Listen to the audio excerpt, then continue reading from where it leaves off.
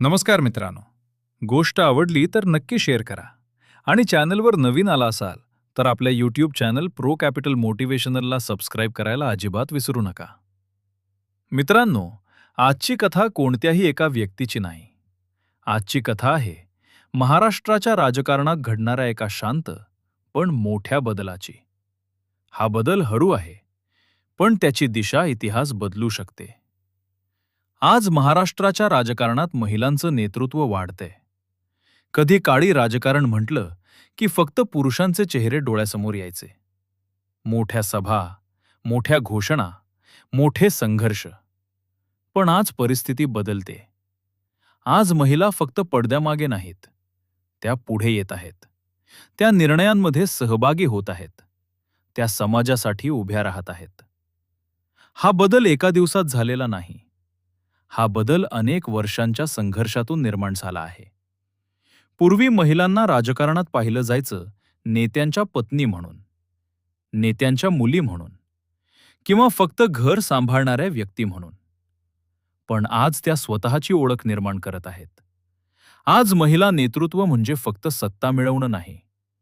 महिला नेतृत्व म्हणजे संयम, संवेदनशीलता आणि लोकांच्या समस्या समजून घेण्याची ताकद. राजकारणात काही लोक मोठ्या आवाजात बोलतात, पण काही लोक शांत राहून प्रभाव टाकतात. महिलांचं नेतृत्व अनेकदा असंच असतं, शांत पण मजबूत. आज महाराष्ट्रात अनेक महिला अशा आहेत ज्या गोंगाट करत नाहीत, पण लोकांच्या मनात त्यांच्यासाठी विश्वास निर्माण होतो. त्या मोठ्या भाषणांपेक्षा कामावर भर देतात. त्या लोकांमध्ये जातात, त्यांच्या अडचणी ऐकतात, त्यांना आधार देतात. मित्रांनो, महाराष्ट्राचं राजकारण फक्त मुंबई पुण्यात ठरत नाही. ते ठरतं गावागावात. ग्रामीण भागात महिलांचा आवाज वाढतोय. महिलांना प्रश्न आहेत, आरोग्याचे, शिक्षणाचे, सुरक्षेचे आणि रोजगाराचे.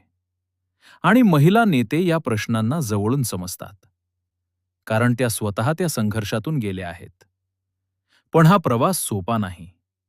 महिलांना अजूनही संघर्ष करावा लागतो. टीका सहन करावी लागते. संशयाला सामोरं जावं लागतं. राजकारणात महिलांना दोनदा सिद्ध करावं लागतं. एकदा स्वतःसाठी आणि एकदा समाजासाठी. पण तरीही त्या थांबत नाहीत, कारण त्यांना माहीत आहे, हा बदल गरजेचा आहे. महिला नेतृत्व वाढलं तर निर्णय अधिक समतोल होतात. शिक्षणाला महत्त्व मिळतं, आरोग्याला महत्त्व मिळतं, सामाजिक विकासाला दिशा मिळते. मित्रांनो, आज प्रश्न असा आहे, महाराष्ट्राच्या राजकारणात पुढचा मोठा बदल कोण घडवणार? पुढच्या काळात महिला नेतृत्व अधिक मजबूत होणार का? महाराष्ट्राला नवी दिशा मिळणार का? ही कथा फक्त राजकारणाची नाही. ही कथा आहे एका नव्या युगाची. कारण जेव्हा स्त्री पुढे येते, तेव्हा समाज पुढे जातो. आणि महाराष्ट्राच्या राजकारणात महिलांचं वाढतं नेतृत्व हा एक नवा प्रकाश आहे. हा एक नवा विश्वास आहे. हीच आहे आजच्या महाराष्ट्राची एक प्रेरणादायी यशोगाथा. धन्यवाद.